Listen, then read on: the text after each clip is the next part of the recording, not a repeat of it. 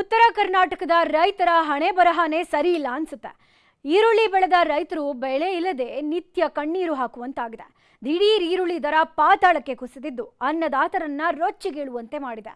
ಬೀದಿಗಿಳಿದ ರೈತರು ಆಕ್ರೋಶ ಹೊರಹಾಕಿದ್ದಾರೆ.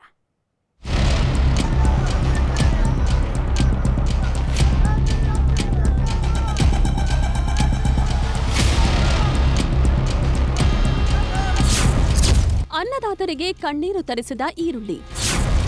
ಗದಗದಲ್ಲಿ ಈರುಳ್ಳಿ ಬೆಳೆಗಾರರ ರೋಷಾಗ್ನಿ.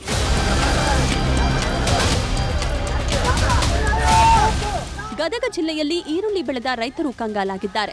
ಎಪಿಎಂಸಿಯಲ್ಲಿ ಕ್ವಿಂಟಾಲ್ಗೆ 200 ರಿಂದ 300 ಬೆಲೆ ಕೇಳಿ ಅನ್ನದಾತರ ಪಿತ್ತ ನೆತ್ತಿಗೇರಿ ರಸ್ತೆಗಿಳಿದು ಪ್ರತಿಭಟನೆ ನಡೆಸಿದ್ರು. ದಲ್ಲಾಳಿಗಳು ಎಪಿಎಂಸಿ ಅಧಿಕಾರಿಗಳ ವಿರುದ್ಧ ಧಿಕ್ಕಾರ ಕೂಗಿ ಆಕ್ರೋಶ ಹೊರಹಾಕಿದ್ರು. ಸ್ಥಳಕ್ಕೆ ಆಗಮಿಸಿದ ಎಪಿಎಂಸಿ ಕಾರ್ಯದರ್ಶಿಯನ್ನ ಹಿಗ್ಗಾಮುಗ್ಗಾ ತರಾಟೆಗೆ ತೆಗೆದುಕೊಂಡ್ರು.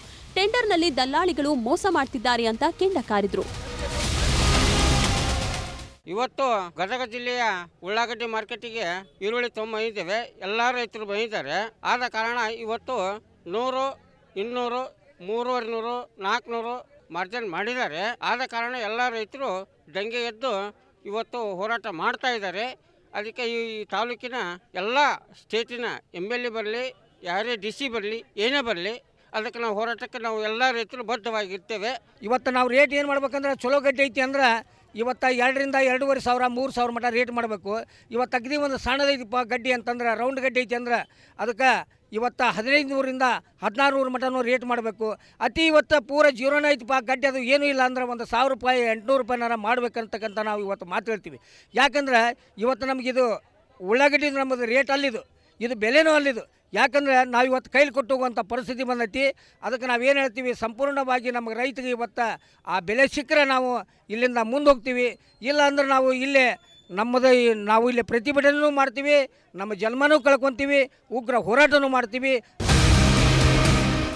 2 ದಿನಗಳ ಹಿಂದಷ್ಟೇ ಇದೇ ಎಪಿಎಂಸಿಯಲ್ಲಿ ಕ್ವಿಂಟಾಲ್ ಈರುಳ್ಳಿಗೆ 1,200 ರಿಂದ 1,500 ಬೆಲೆ ಸಿಕ್ಕಿತ್ತು. ಇದನ್ನೇ ಬಂಡವಾಳ ಮಾಡಿಕೊಂಡ ದಲ್ಲಾಳಿಗಳು ರೈತರ ರಕ್ತ ಹೀರಲು ಸಜ್ಜಾಗಿದ್ರು. ಟೆಂಡರ್ನಲ್ಲಿ ಕ್ವಿಂಟಾಲ್ ಈರುಳ್ಳಿಗೆ 300, 400, 500 ರೂಪಾಯಿಗೆ ಟೆಂಡರ್ ಕೂಗಿದ್ರು. ಇದು ಈರುಳ್ಳಿ ಬೆಳೆಗಾರರ ಆಕ್ರೋಶಕ್ಕೆ ಕಾರಣವಾಗಿತ್ತು. ಅಧಿಕಾರಿಗಳು ದಲ್ಲಾಳಿಗಳ ಜೊತೆ ಶಾಮೀಲಾಗಿದ್ದಾರೆ ಅಂತ ಕಿಡಿಕಾರಿದ್ರು. ಮತ್ತೊಮ್ಮೆ ಟೆಂಡರ್ ಆರಂಭಿಸಿ ರೈತರಿಗೆ ಒಳ್ಳೆಯ ಬೆಲೆ ಸಿಗೋ ನಿಟ್ಟಿನಲ್ಲಿ ಕ್ರಮ ಕೈಗೊಳ್ಳುತ್ತೇವೆ. ಒಂದು ವೇಳೆ ರೈತರಿಗೆ ಮೋಸ ಮಾಡಿದ್ರೆ ಲೈಸೆನ್ಸ್ ರದ್ದು ಮಾಡ್ತೀವಿ ಅಂತ ಎಪಿಎಂಸಿ ಕಾರ್ಯದರ್ಶಿ ಸುವರ್ಣ ಅವರು ಎಚ್ಚರಿಕೆ ಕೊಟ್ಟಿದ್ದಾರೆ. ಆದರೂ ನಾವೆಲ್ಲರನ್ನು ಖರೀದಿದಾರನ್ನು ಮತ್ತು ದಲ್ಲಾಳಿದಾರನ್ನು ಕರೆದು ಅವ್ರಿಗೆ ಟೆಂಡರ್ ಚಾಲು ಮಾಡ್ಲಿಕ್ಕೆ ಹೇಳಿಕತ್ತೀವಿ. ಟೆಂಡರ್ ಬಂದ್ ಮಾಡ್ಯಾರ ರೈತರು, ಅದನ್ನು ಚಾಲು ಮಾಡಿಸ್ಲಿಕ್ಕೆ ಹೇಳಿಕತ್ತೀವಿ, ಕರ್ಸಕತ್ತೀವಿ. ರೈತರಿಗೆ ಆ ರೇಟು ಅವ್ರಿಗೆ ಚಲೋ ಒಳ್ಳೇದನಿಸಿದರೆ ಕೊಟ್ಬೋದು, ಇಲ್ಲ ಅಂದರೆ ಬಿಡ್ಬೋದು ಅಂತ ಇರುತ್ತೆ. ಬಟ್ ನಾವು ಆದಷ್ಟು ಒಳ್ಳೆ ರೇಟ್ ಕೊಡಿಸ್ಲಿಕ್ಕೆ ಪ್ರಯತ್ನ ಪಡ್ತೀವಿ. ನಾವೇ ನಿಂತು ಇವತ್ತು ಟೆಂಡರ್ ಪ್ರಕ್ರಿಯೆ ಒಳಗೆ ಮುಂದೆ ನಿಂತು ಟೆಂಡರ್ ಮಾಡಿಸ್ಬೇಕಂತ ಮಾಡಕತ್ತೀವಿ. ಈಗ ಒಟ್ನಲ್ಲಿ ಈರುಳ್ಳಿ ಅನ್ನದಾತರ ಕಣ್ಣೀರು ತರಿಸಿದೆ. ಸೂಕ್ತ ಬೆಲೆ ಸಿಗದಿದ್ದರೆ ಟೆಂಡರ್ ಮಾಡಲು ಬಿಡಲ್ಲ ಅಂತ ರೈತರು ಎಚ್ಚರಿಕೆ ನೀಡಿದ್ದಾರೆ. ಸಂತೋಷ್ ಕೊಣ್ಣೂರ, ನ್ಯೂಸ್ 18 ಗದಗ.